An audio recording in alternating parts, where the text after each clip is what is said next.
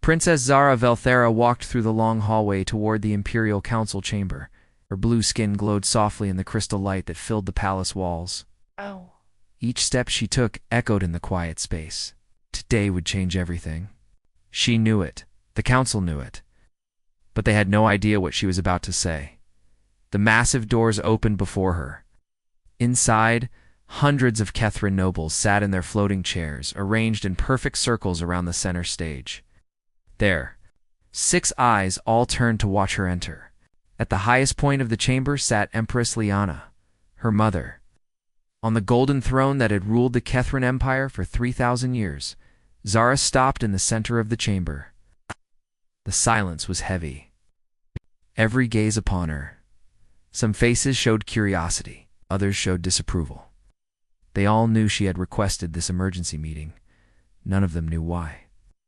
Daughter Empress Liana spoke, her voice carrying across the chamber without effort. You have called the full Imperial Council together. This is most unusual. What matter requires such urgent attention? Zara took a deep breath. The words she was about to speak would shock them all. She had practiced them 1,000 times in her private chambers. Now, she had to say them for real. Mother, honored members of the council, I come before you today to make a formal request that will secure the future of our empire. Zara's voice was steady, but her heart was beating fast. I request permission to bond with a member of the human species as my life partner. The chamber exploded. Nobles jumped from their floating chairs. Voices rose in anger and disbelief. Some shouted words that would normally never be spoken in the Empress's presence. The sound was deafening. Silence. Empress Liana's voice cut. Through the noise like a blade, chamber fell quiet instantly. Her 6 eyes were fixed on her daughter, burning with anger. What did you say? I said I want to bond with a human, mother. I need a human as my partner. The silence that followed was even heavier than before. Zara could see the shock on every face around her. Some nobles looked like they might faint. Others seemed ready to attack her where she stood. Admiral Vex was the first to speak. He was old, even by Kethran standards, and his voice shook with rage.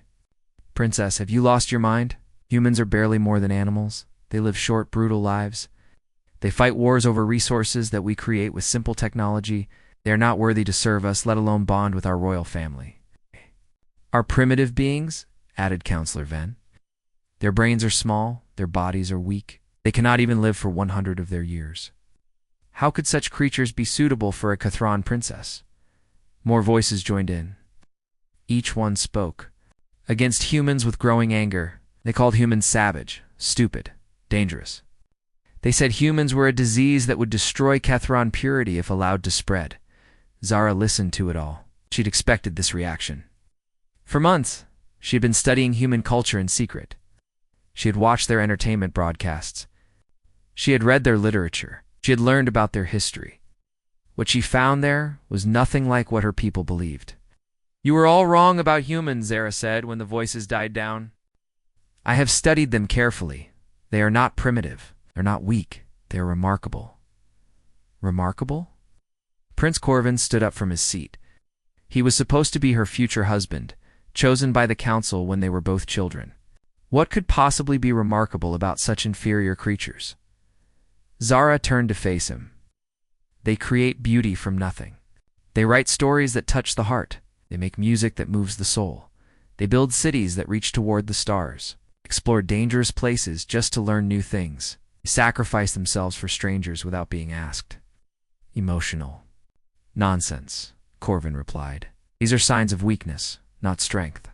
No, Zara said firmly. These are signs of something we have lost. We Kethrans live for thousands of years. But what do we do at that time? We follow the same patterns our ancestors followed. We fear change. We avoid risk. We have become so focused on perfection that we have forgotten how to grow. Empress Liana leaned forward on her throne. Daughter, you speak of things you do not understand. Our society is stable because we value order and tradition. We are powerful because we do not waste energy on useless emotions. Why would you want to throw away thousands of years of progress? Because it is not progress, Mother. It is stagnation. Zara's voice grew stronger. When was the last time a Kethran created something truly new? When did we last explore an unknown region of space? When did we last feel wonder at the beauty of the universe? We do not need wonder, said Counselor Hex. We need strength. We need order. We need purity of blood and purpose. And that is exactly why I need a human partner, Zara replied. Humans have something we lack. They have passion. They have creativity. They have the ability to adapt and overcome any challenge. These qualities would strengthen our empire, not weaken it. The chamber erupted again. This time the shouts were even louder. Some nobles demanded that Zara be removed from the line of succession immediately. Others called for her to be sent to the medical center for mental evaluation. A few even suggested she was under some kind of alien influence. Prince Malik, Zara's younger brother, stood up slowly. He was known for his calm voice and careful words. When he spoke, others listened. Sister, he said softly, I understand that you are curious about other species. This is natural for someone of your intelligence. But you must think about what you are asking. You want to bind yourself to a creature that will die while you are still young. You want to pollute our bloodline with inferior genetics. You want to bring shame upon our family and our empire? Zara looked at her brother. She could see the calculation in his eyes. He was already thinking about how this situation could benefit him. If she were removed from succession, he would become the heir. I am not asking to pollute anything, Malik. I am asking to strengthen everything. A bond with a human would show other species that we are confident enough in our superiority to welcome diversity. It would prove that we are not afraid of change. Would prove that we are weak, Admiral Vex said. Our enemies would see this as a sign that we have lost our way. They would attack us, believing we had become soft. Let them try, Zara said, with fire in her voice. We will show them that diversity makes us stronger, not weaker. A human partner would bring new perspectives to our military strategies. Ways of thinking about old problems, fresh approaches to challenges we have faced for centuries. Empress Liana raised her hand for silence. When the chamber was quiet, she spoke in a voice that was cold as space itself. Daughter, you have clearly given this much thought. But you ask for something that has never been done in the history of our empire. You ask us to accept a union that goes against everything we believe about genetic purity and social order. You ask us to risk our reputation among the other great powers of the galaxy? Yes, Mother, I do. Then you ask too much. The Empress stood up from her throne. You will bond with Prince Corvin, as has been arranged since your birth. This conversation is over. But Zara was not finished.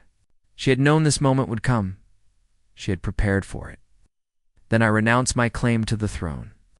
The words hit the chamber like a bomb. Even the Empress stepped back in shock. I will not accept a loveless political marriage, Zara continued. I will not spend my life as a symbol instead of a person. If you will not allow me to choose my own partner, then I choose to give up my birthright. The silence stretched on and on. Finally, Empress Liana spoke. You would abandon your duty to your people for the sake of a primitive alien? I would fulfill my duty to my people by showing them a better way forward. The Empress stared at her daughter for a long moment. Then she sat back down on her throne. Very well. I will give you 7 solar cycles to present a suitable human candidate for evaluation. If this human can prove worthy of consideration, we will discuss the matter. Further, if not, you will marry Prince Corvin and never speak of this again. Zara bowed deeply. Thank you, Mother. As she turned to leave the chamber, she could hear the nobles beginning to argue among themselves. Some supported the Empress's decision. Others thought it was a mistake. All of them knew that the next 7 days would determine the future of the Kethran Empire. Zara walked back through the long hallway. But this time her steps were lighter. She had done it. She had spoken her truth before the most powerful beings in the galaxy. Now she had to find a human worthy of changing their minds. The real work was just beginning. Commander Jake Morrison was reviewing patrol reports at the Earth Defense Force headquarters when his communication device started flashing red. A red flash meant Priority 1 message. In his 15 years of service, he had only seen that signal 3 times before. Morrison here, he said, activating the secure channel. Commander, Report to Director Chen's office immediately. This is not a drill. The voice belonged to General Parker, head of the entire Defense Force. Jake put down his reports and walked quickly through the corridors of the military complex. Other officers nodded as he passed, but no one spoke. Everyone could see the serious expression on his face. Director Lisa Chen's office was on the top floor of the building. Jake had only been there twice before, both times for major promotions. When he entered, he found Chen sitting behind her desk with several other high-ranking officials he recognized from news broadcasts. "Sit down, Commander," Chen said. "I am about to tell you is classified at the highest level. You cannot discuss this with anyone until we give you permission." Jake sat down and waited. Chen opened a folder and pulled out several documents. 12 hours ago, we received a message from the Terran Empire. They are requesting a volunteer for what they call a diplomatic mission of extreme importance. The details are unusual, to say the least. Chen slid a document across the desk. Jake read it quickly, then read it again more slowly. He could not believe what he was seeing. "They want someone to be a partner to their princess?" he asked. "Not just any partner. A life partner, what humans would call marriage." Chen's voice was steady, but Jake could see the concern in her eyes. "Princess Zara has demanded the right to choose a human as her bonded mate. The Terran Empress has given her 7 days to find a suitable candidate." Jake set the document down. "Why are they asking us? Why not handle this internally?" "Because," said Admiral Brooks, speaking for the first time, "the princess, specifically, requested that Earth provide the candidates. She believes humans have qualities that would benefit their empire. This could be the most important diplomatic opportunity in human history. Or the most dangerous trap," added General Parker. "We know very little about Terran bonding customs. We don't know if this is some kind of test or political game." Chen leaned forward. "Commander Morrison, your psychological profile indicates you would be an excellent candidate for this mission. You're intelligent, adaptable, and have experience dealing with alien cultures. Your record shows consistent good judgment under pressure." Jake thought about Dr. Amy Sullivan, the woman he had been dating for 8 months. They had been talking about moving in together. He thought about his career, his friends, his life on Earth. "What exactly would this mission involve?" he asked. "We don't know everything," Chen admitted. "The Terrans have provided basic information about their bonding process, but many details remain unclear. What we do know is that this decision could affect relations between our species for generations. How long would I be gone? If selected, it would be permanent. Terran bonding is for life. Their lifespans are much longer than ours, but the bond would last until your natural death." Jake sat quietly for several minutes. The room was silent except for the soft hum of the air circulation system. "I need time to think about this," he finally said. "You have 6 hours, General Parker replied. "The Cathrons are sending a ship to collect our candidate tomorrow morning." Jake left the meeting and walked to the medical center where Amy worked.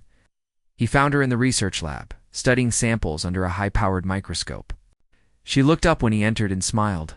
"Jake, this is a nice surprise. I thought you were working late tonight."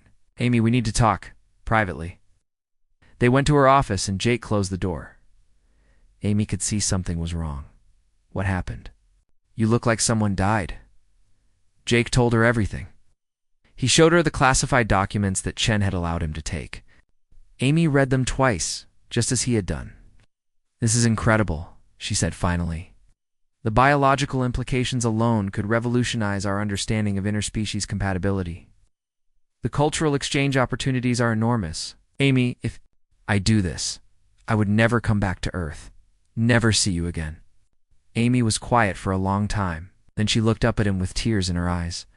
"Jake, this is bigger than us. This is bigger than anyone. If this works, it could change the future for all of humanity. But what about us? What about our future?" Amy took his hands in hers. "I love you, Jake. I will always love you. But I also know who you are. You are someone who puts duty before personal desires. You are someone who makes sacrifices for the greater good. If you don't take this opportunity, you will regret it for the rest of your life." Meanwhile, on the mining colony of Titan 7, Captain Ben Carter was having a very different conversation with his crew. Word of the Terran request had somehow leaked to the outer colonies, and people were talking. "Captain," said his second-in-command. "Lieutenant Ross, you can't be serious about volunteering for this thing." "Why not?" Ben replied. "I've been fighting for better trade agreements with the aliens for years. This could be our chance to get them, by marrying one of them." "That's not diplomacy. That's sacrifice." Ben looked out at the mining operation through his office window. Hundreds of workers were extracting valuable minerals from the asteroid field, but they were barely making enough profit to stay in business. The alien trade regulations made it almost impossible for human colonies to compete. "Maybe it's time someone made that sacrifice," Ben said. "If this princess can influence Catherine policy, she could help all of humanity." Back on Earth, the selection committee was working through the night. They had received over 200 applications from volunteers across the human colonies. Military officers, diplomats, scientists, and civilians had all stepped forward. Dr. Amy Sullivan had volunteered to help with the biological compatibility studies. She worked alongside alien biology experts to determine which candidates might be physically suitable for Catherine bonding. The good news, she reported to Director Chen, is that humans and Catherines are more compatible than we expected. "Our research suggests that bonding is more psychological and cultural than purely biological." "What about the bad news?" Chen asked. "The bonding process involves some kind of neural connection. You don't fully understand how it works, but it appears to create a permanent emotional link between partners. If it goes wrong, the psychological damage could be severe." The committee spent hours reviewing files and conducting interviews. Jake Morrison remained their top choice, but Ben Carter was also impressive. Both men showed the intelligence and adaptability that might be necessary for success. At dawn, Jake made his final decision. He called Director Chen from Amy's apartment. "Do it," he said simply. "Are you certain, Commander?" "No, but I'm willing to try." Within hours, Jake was on a transport shuttle heading to the orbital station where the Kethron ship would arrive. He had said goodbye to Amy, to his parents, and to his closest friends. Each goodbye felt like a small death. Ben Carter arrived at the same station 2 hours later. The selection committee had decided to send both candidates, allowing Princess Zara to make the final choice. "So you're my competition," Ben said when he met Jake in the waiting area. "Looks that way. The best man win, and may humanity benefit either way." They sat together in silence, watching Earth grow smaller through the station's windows. Both men were thinking about the lives they were leaving behind and the unknown future they were flying toward. Dr. Amy Sullivan watched the departure from the control room. She had convinced Director Chen to let her be part of the support team, monitoring the biological aspects of the mission from Earth. It was the only way she could stay connected to Jake's journey. "Neural connection established with Catherine Vessel," the communications officer announced. "Our candidates are aboard." Amy touched the glass of the observation window. Somewhere out there, Jake was beginning the most important mission in human history. She whispered a prayer that she had learned as a child, asking for his safety and success.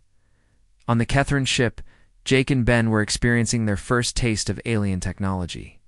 The ship itself seemed alive, with walls that pulsed softly with internal light. The gravity felt different, the air tasted strange, and every surface was covered with symbols they could not read. A Kethron crew member approached them. He was tall and thin, with the characteristic blue skin and 6 eyes of his species. "I am Navigator Krell," he said in perfect English. "Princess Zara has asked me to prepare you for your arrival. The journey to our space will take 3 days. During that time, you will learn basic customs and language." Jake looked at Ben, then back at Navigator Krell. "We're ready to learn." As the ship jumped to faster than light speed, both humans pressed their faces to the windows to watch the stars stretch into lines of light. They were no longer in Earth's solar system. They were heading into the unknown, carrying the hopes and fears of their entire species with them. Behind them, Earth continued its quiet orbit around the sun, waiting to learn if 2 ordinary men could change the course of galactic history. The Kethron ship, called Stellar Crown, was unlike anything Jake Morrison had ever imagined. The walls seemed to breathe with soft blue light that pulsed like a heartbeat. The floors felt warm beneath his feet, and the air carried a sweet scent. That reminded him of flowers he could not name. Jake and Ben Carter had spent 3 days learning basic Kethran customs from Navigator Krell. They learned how to bow properly, how to address royalty, and how to avoid accidentally insulting their hosts. But nothing had prepared them for actually meeting Princess Zara. She was waiting for them in what Krell called the greeting chamber. The room was enormous, with a ceiling that looked like open space filled with moving stars. Himself, they were still inside a ship. Princess Zara stood in the center of the room, and Jake's first thought was that she looked more human than he had expected. She was tall and graceful, with long limbs and smooth movements. Her skin was the color of a clear sky, and it seemed to glow with its own inner light. Her hair was silver and moved as if she were underwater. But it was her eyes that caught his attention most. She had 6 eyes like all Kethrans, but they were arranged in a way that seemed almost artistic. They were large and expressive, shifting from deep blue to bright green as she looked at them. "Welcome to my ship," she said. In English, that was nearly perfect. "I am Princess Zara Velthara. You may call me Zara." Jake and Ben both bowed as they had been taught. Jake felt nervous, but also curious. This alien princess had risked everything to meet them. "Why? I am Commander Jake Morrison," he said. "This is Captain Ben Carter. We are honored to be here." Zara smiled, and Jake was surprised by how human the expression looked on her alien face. "The honor is mine. I have been looking forward to this meeting for months. Please, sit." Much to discuss. They sat on chairs that adjusted automatically to their human bodies. Jake wondered how the ship knew what they needed. "Before we begin," Zara said, "I want you to understand something important. I did not ask for human partners because I think humans are exotic or interesting. I ask because I believe humans have something my people have lost." "What is that?" Ben asked. "The ability to feel deeply and still remain strong. The courage to risk everything for something you believe in. The creativity to find new solutions to old problems." Shifted to a warmer shade of blue. "My people have lived so long that we have forgotten how to truly live." Jake leaned forward. "What do you mean?" "Eliminated risk from our lives. We followed the same patterns our ancestors followed thousands of years ago. We marry who he is, are told to marry. We think the thoughts we are expected to think. We have become perfect, but perfection is another word for death." For the next hour, Zara told them about Kethran society. She explained how their long lives had made them cautious and conservative, how their advanced technology had made them lazy and unimaginative, how their focus on genetic purity had made them weak and isolated. "We used to explore the galaxy," she said. "Used to create art that moved hearts and music that touched souls. We used to fall in love and take chances and make mistakes. Now we just exist." Jake found himself fascinated by her words. She spoke with passion about things he had never thought about. She made him see his own humanity in a new way. Ben was more practical in his questions. "Princess, if you bond with one of us, what would that mean for trade relations between our species? Could it help human colonies get better access to Kethran markets?" Zara looked at him carefully. "Captain Carter, I appreciate your concern for your people's welfare. Yes, closer ties between our species would likely improve trade conditions, but I am not looking for a business partner. I am looking for someone who can help me save my people from themselves." Over the following days, Zara spent time with both men separately. She wanted to understand them as individuals, not just as representatives of humanity. With Ben, she discussed military strategy and colonial economics. He was intelligent and experienced, and he had clear ideas about how human Kethran cooperation could benefit both species. But their conversations felt formal and distant. With Jake, something different happened. Their first private meeting was supposed to last 1 hour. It lasted 4 hours. They talked about everything. Jake told her about growing up on a farm on Earth, about joining the military to see the galaxy, about his relationship with Amy and the difficulty of leaving her behind. Zara told him about feeling trapped by royal expectations, about secretly studying human culture, about her fear that her people were slowly dying of boredom. You gave up someone you loved to come here, Zara said during their second meeting. Jake thought about it for a long time, because Amy was right. This is bigger than our personal happiness. I can help build a bridge between our peoples. Maybe other humans won't have to make the same sacrifices. You are willing to sacrifice your own happiness for strangers you will never meet. Isn't that what you're doing too? Zara was quiet for a moment. Then she smiled. Yes, I suppose it is. But not everyone on the ship was happy about these meetings. Captain Roy Hamilton was Zara's assigned guardian, chosen by the Empress to watch over her during this dangerous experiment. He was an old soldier who had served the royal family for decades. Hamilton watched every meeting between Zara and the humans through hidden cameras. He reported everything to Prince Malik back on the Kethran homeworld. The princess is becoming emotionally attached to the military human, he told Malik during a private communication. She speaks with him for hours. She laughs at his primitive jokes. She is forgetting her duty to our people. Prince Malik was pleased with this news. The more his sister embarrassed herself with these aliens, the stronger his own claim to the throne became. Continue watching, he told Hamilton. Document everything. When the time comes. We will need evidence of her unfitness to rule. Meanwhile, Jake was learning things about Kethran culture that fascinated him. Their technology was based on biological principles rather than mechanical ones. Their ships were grown rather than built. Their cities were living organisms that adapted to the needs of their inhabitants. How do you grow a spaceship? He asked Zara during a tour of the vessel. The same way you grow a tree, she replied. With patience, care, and understanding of natural processes, but it takes decades. To grow a ship like this one, that is another reason my people have become conservative. When everything takes so long to create, you become afraid to risk losing it. Jake touched one of the living walls. It felt warm and slightly rough, like tree bark. It's beautiful. You think so? Most humans find our biotechnology disturbing. Humans haven't had the chance to really see it. Jake looked around the corridor they were walking through. The walls pulsed gently with light, and he could hear a soft sound like distant music. It's like being inside a work of art.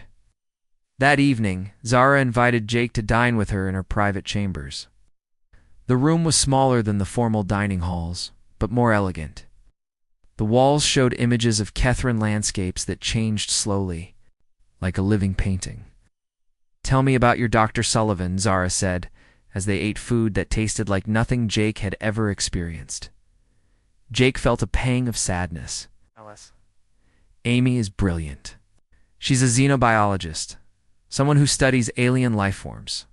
She's kind and funny and brave. She supported my decision to come here even though it meant losing me forever. You still love her. Yes, I always will. And yet you are here, getting to know me. Jake set down his fork. Princess, I need to be honest with you. I came here because it was my duty, but I'm staying because I want to understand you and your people. Not because I've stopped loving Amy, but because I believe this mission is important. Zara nodded slowly. I appreciate your honesty. I too have feelings for someone I can never have. Who? Freedom. Chance to choose my own path in life. She looked out at the stars through a transparent section of wall. I have been engaged to Prince Corvan since I was a child. He is handsome and intelligent and perfectly suitable. He is also boring and predictable, and everything I do not want in a partner. What do you want? Someone who surprises me. Someone who challenges me to think differently. Someone who makes me feel alive. She turned back to Jake. Someone like you. Jake felt something shift in his chest. It's not love exactly, but something deeper than friendship. Connection he had not expected. Zara, I have to ask you something. Are you sure about this? Really sure? Once you make this choice, there's no going back.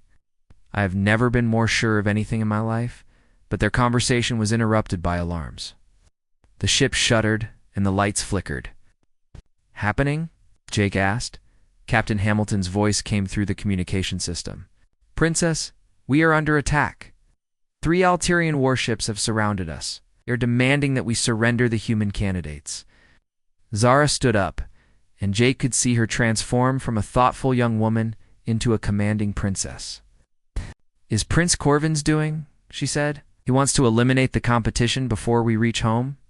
The ship shuddered again, more violently this time. Princess Hamilton's voice continued. "They are powering weapons. What are your orders?"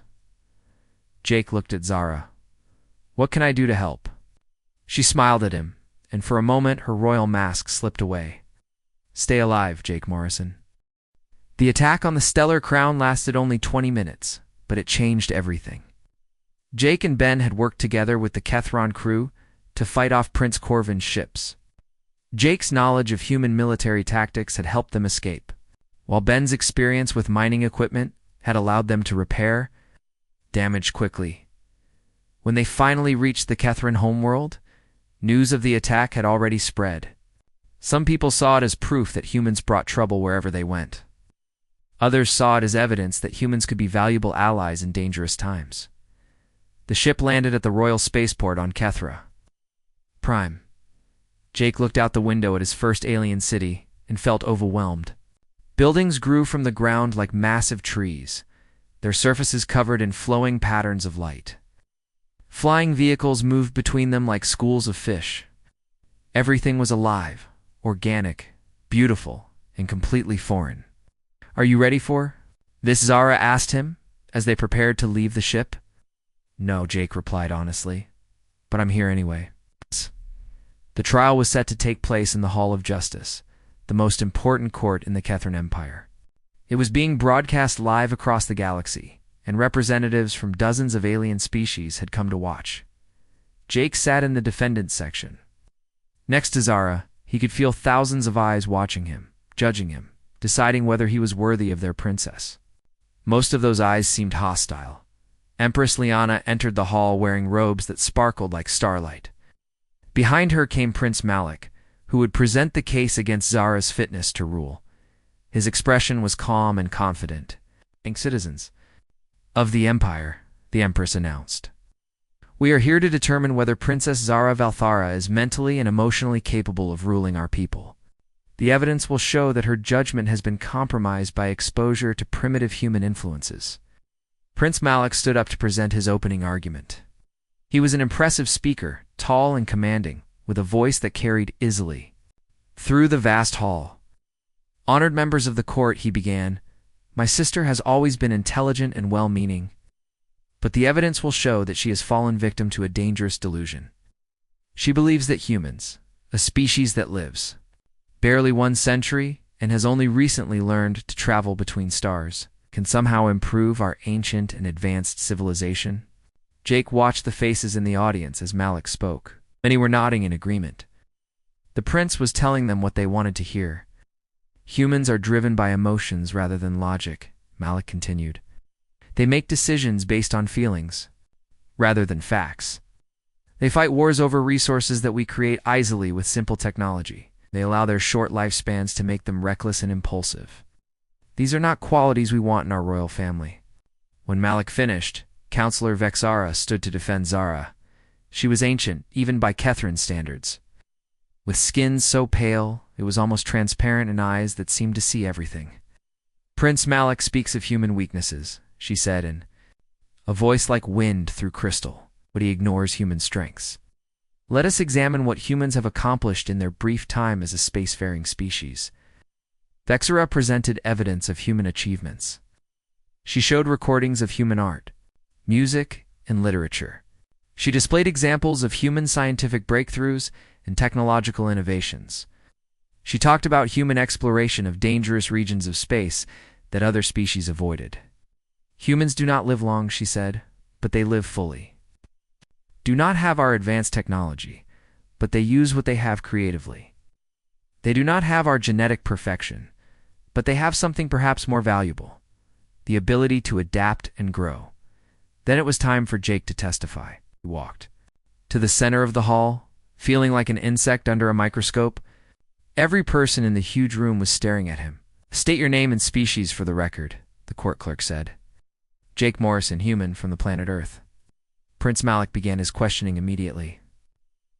"Mr. Morrison, how long have you Known Princess Zara? About 2 weeks? 2 weeks? And in that short time, you believe you have developed genuine feelings for her? Jake thought carefully before answering. Your Highness, 2 weeks is not long by Kethran standards, but it can be significant for humans. In that time, I have learned to respect Princess Zara's intelligence, admire her courage, and appreciate her vision for the future. But you have also been reporting your observations to Earth authorities, have you not? Jake felt his heart sink. How did Malik know about that? I was required to send regular reports as part of my mission. So your relationship with my sister is actually a form of espionage? No, sir. Our reports were factual observations about Kethran culture and technology. Nothing I reported could harm your people. Malik smiled coldly. Nothing? Structural weaknesses you observed in our ship designs. What about the security protocols you noted at our military installations? Jake realized he was in trouble. His training as a military officer had made him notice things automatically, and he had included those observations in his reports without thinking about how they might look, Your Highness. I observed those things as a soldier, but I reported them as information that might help our species work together more effectively, or information that might help your species attack us more effectively. The courtroom buzzed with angry voices. Jake could see that many people were now convinced he was a spy. But then something unexpected happened. Alarms began sounding throughout the building. Emergency lights started flashing. A voice came over the communication system. All citizens take shelter immediately. The orbital defense station is experiencing critical system failure. Debris is falling toward the capital city through the transparent dome above the courtroom. Jake could see burning pieces of metal streaking across the sky like deadly meteors. The largest piece was heading directly toward the Hall of Justice. Panic filled the courtroom. People ran in all directions, looking for exits that were already crowded. Jake could see that the situation was about to become a disaster. He stood up and shouted as loudly as he could. Everyone stop. Listen to me. Something in his voice made people pause. Maybe it was his military training, or maybe it was desperation, but the crowd grew quiet. The main exits are blocked, Jake said. There are service tunnels beneath this building. I studied the building plans during my security briefing. If we work together, we can get everyone out safely. Why should we trust you? Someone shouted from the crowd. Because I'm the only one here who has experience with emergency evacuations. Under fire, Jake replied. Princess Zara, can you contact the building's control systems? Zara nodded and placed her hand on a control panel. The building's bioneural network responded to her touch, and she began directing people toward the service tunnels Jake had identified. Ben, Jake called to his fellow human, help me organize evacuation groups. We need to move fast, but stay calm. For the next hour, Jake coordinated the largest emergency evacuation in Kethran history. He used human military procedures adapted for alien biology and technology. He worked with Kethran officials to manage crowd flow. He even convinced the building's living systems to reconfigure themselves to create new escape routes. When the debris finally hit the building, everyone was safely underground. The Hall of Justice was badly damaged, but no lives were lost. As people emerged from the tunnels, Jake found himself surrounded by Kethrans, who wanted to thank him. Many of the same people who had been glaring at him suspiciously were now looking at him with respect. That was remarkable, Empress Liana told him. You saved hundreds of lives today. I had help from everyone here, Jake replied. Humans and Kethrans working together. Prince Malik approached them, his expression difficult to read. Mr. Morrison, you showed excellent judgment under pressure. But the question remains. Are you here as a spy, or as a genuine suitor for my sister? Jake looked at Zara, then back at Malik. Your Highness, I came here as a soldier, following orders. But I stand here now as a man who has found something worth fighting for. And what is that? It's a chance to build a bridge between our peoples. It's the opportunity to show that different species can work together to create something better than either could achieve alone. Okay, and yes, the hope that I might earn the right to stand beside Princess Zara as her partner. Zara stepped forward and took Jake's hand. Mother, I have made my choice. Jake Morrison has proven himself today in a way that no amount of questioning could reveal. He put the lives of strangers before his own safety. He used his knowledge to help rather than harm. He showed leadership without seeking power. Empress. Liana looked at her daughter, then at Jake, then at the damaged building around them. The trial will resume tomorrow, she announced. But today, we have all learned something important about the value of cooperation between species. As the crowd dispersed, Jake realized that something fundamental had changed. He was no longer just a human trying to win alien approval. He was someone who belonged here, someone who had earned his place through action rather than words. But he also knew that Prince Malik was not finished with him yet. The real test was still to come. That night, as he looked up at the alien stars through his window, Jake thought about Amy back on Earth. He wondered what she would think about the man he was becoming. The second day of the trial began with unexpected news. Dr. Amy Sullivan had arrived from Earth aboard a fast diplomatic ship. Jake felt his heart jump when he heard her name announced. He had not expected to see her again, ever. Amy entered the rebuilt courtroom wearing her best formal uniform. She looked confident and professional, but Jake could see the sadness in her eyes when she looked at him. She nodded to him briefly, then took her place in the witness section. Dr. Sullivan, Counselor Vexera said, "You have come a very long way to testify today. What can you tell this court about human-Kethran biological compatibility?" Amy stood and activated a holographic display that showed complex genetic charts and biological diagrams. "Honored members of the court," she began, "my research shows that humans and Kethrans are far more compatible than anyone previously believed. Our genetic structures are different, but complementary.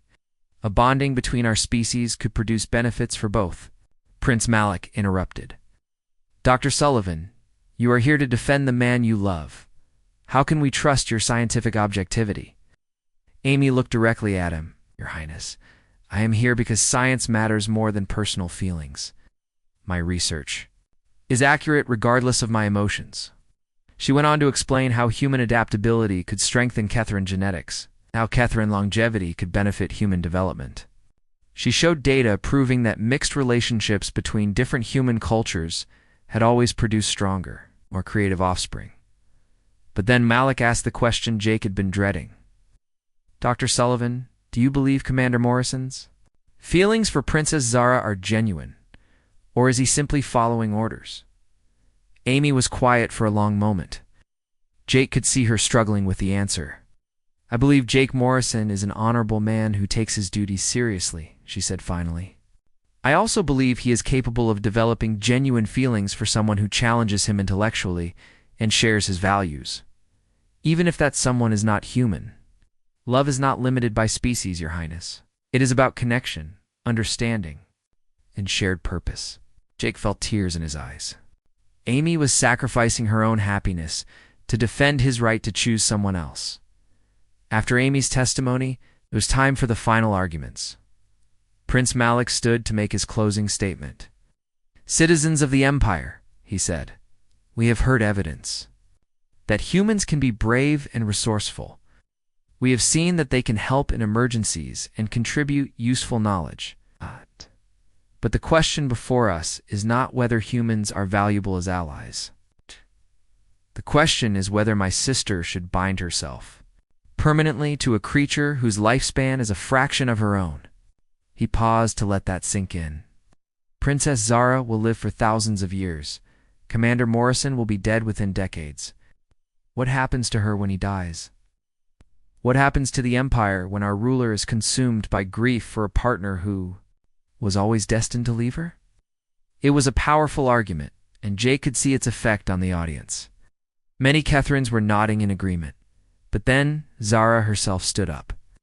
"I request permission to speak in my own defense," she announced. "Empress." Liana looked surprised. "Daughter, that is not customary." "Mother, nothing about this situation is customary. I have the right to explain my choice to our people." The Empress nodded reluctantly. "You may speak." Zara walked to the center of the courtroom. She looked smaller than usual in the vast space, but her voice was strong and clear. "My brother speaks of death as if it makes love meaningless," she said. "But I believe the opposite is true. The fact that Jake's life is shorter than mine makes every moment we have together more precious, not less. She turned to face the audience. Directly, we Kethrons live for thousands of years. But what do we do with that time? We repeat the same patterns. We avoid risks. We choose safety over growth. We have forgotten that life without risk is not life at all. It is merely existence. Jake watched her speak and felt his heart fill with pride. She was magnificent. Morrison has shown me what it means to live fully, Zara continued. He left behind everything he knew to come here. He risked his life to save strangers. He chose duty over personal comfort and love over fear. These are not the actions of an inferior being. These are the actions of someone who understands what life is truly about. The courtroom was completely silent now. Yes, Jake will die before me. But in the time we have together, we will build something that will outlast both of us. We will create a bridge between our peoples that will benefit generations yet to come. We will prove that different species can work together to create something greater than either could achieve alone. She paused and looked directly at Jake. We will love each other with a passion and dedication that will shine as an example for all who come after us. When Zara finished speaking, the courtroom erupted in applause. Even some of Prince Malik's supporters were clapping, but the celebration was interrupted by new alarms. This time, the threat was not falling debris. Captain Roy Hamilton rushed into the courtroom with urgent news. Your Majesty, he announced, Prince Corvin's fleet has entered our system. He demands that the human candidates be turned over to him immediately. Through the dome above the courtroom, they could see warships in orbit around the planet. Corvin had brought enough firepower to destroy the capital city. He cannot attack us directly, Admiral Vex said. That would be an act of war against the Empire. But he can blockade the planet, Hamilton replied. He can cut off our trade routes and force us to surrender the humans. Jake stood up. Your Majesty, let me talk to him. This is my fault for being here. Maybe I can convince him to withdraw. No, Zara said firmly. I will speak to him myself. But before anyone could act, Ben Carter stepped forward. Forgotten about his fellow human during all the drama? Actually, Ben said, I think we should let him land. Everyone stared at him in surprise. Captain Carter, Empress Liana said, what are you suggesting? Prince Corvin wants to prove that? Humans are inferior and dangerous. We've already proven the opposite. Jake saved hundreds of lives during the emergency. Dr. Sullivan's research shows we can be valuable partners. Let Corvin come down here and face the evidence himself. It was a risky strategy, but it made sense. Corvin could not argue against facts he saw with his own eyes. The Empress agreed to allow Corvin to land with a small guard. When he arrived at the courthouse, Jake was shocked by his appearance. Corvin was tall and powerfully built, with golden skin that seemed to glow with internal fire. He looked like a warrior prince from an ancient legend. So this is the primitive creature that has stolen my bride, Corvin said when he saw Jake. Princess Zara was never your bride, Jake replied calmly. She was assigned to you, but she was never yours. Corvin's eyes flashed with anger. You dare speak to me with such disrespect? I am a prince of the Alterian dynasty. You are nothing but an animal pretending to be civilized. Then prove it, Jake said. Challenge me to whatever test you think is appropriate. Let the court see which of us is more worthy of Princess Zara's respect. Corvin smiled coldly. Very well. I challenge you to single combat. When I defeat you, this foolishness will end. But Captain Roy Hamilton stepped between them. There will be no combat in the royal court, he said firmly. If you want to settle this, you must do it according to our laws. What do you suggest? Corvin asked. Test of leadership, Hamilton replied. Both of you will work together to solve a crisis. Whoever shows better judgment, better leadership, and better results will be considered the winner. As if on cue, new alarms began sounding. This time, the crisis was real and immediate. A massive solar storm was approaching the planet. It would disrupt all technology and endanger millions of lives, unless the planetary defense systems were properly coordinated. Here is your test, Empress Liana announced. Work together to protect our people from this storm. Whoever contributes more to our survival will be considered the better candidate. For the next 6 hours, Jake and Corvin worked side by side in the Planetary Defense Center. Jake used his knowledge of human emergency procedures, while Corvin applied his understanding of Alterian technology. Together, they managed to coordinate a defense that saved the planet. But during the crisis, something unexpected happened.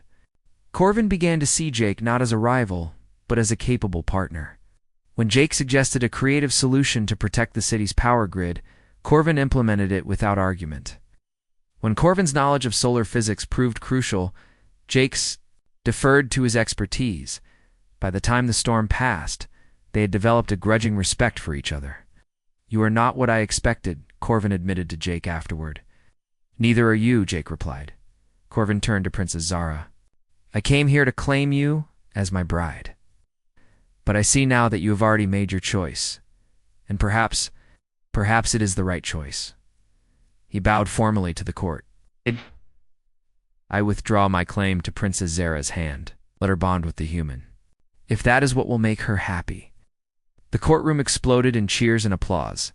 Empress Liana stood up slowly.